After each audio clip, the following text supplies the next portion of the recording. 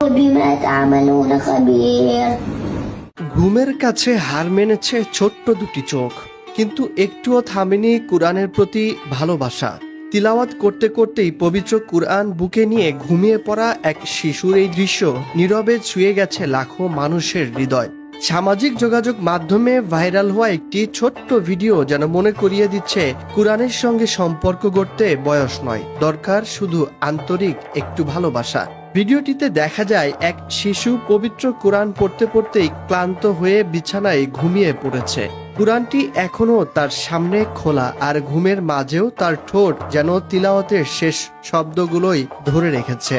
মাত্র কয়েক সেকেন্ডের এই দৃশ্য অসংখ্য মানুষের হৃদয় স্পর্শ করেছে। অনেকেই মন্তব্য করছেন, এমন দৃশ্য প্রমাণ করে শৈশব থেকেই যদি কুরআনের প্রতি ভালোবাসা তৈরি হয় তবে সেটি হয়ে উঠতে পারে জীবনের সবচেয়ে সুন্দর সম্পদ।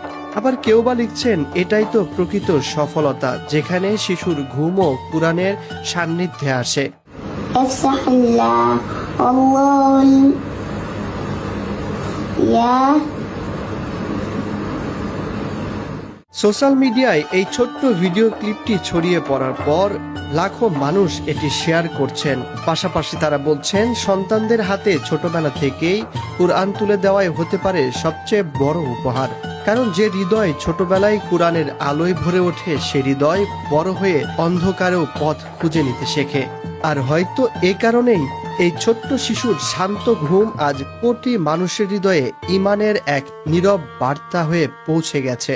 بما تعملون خبير।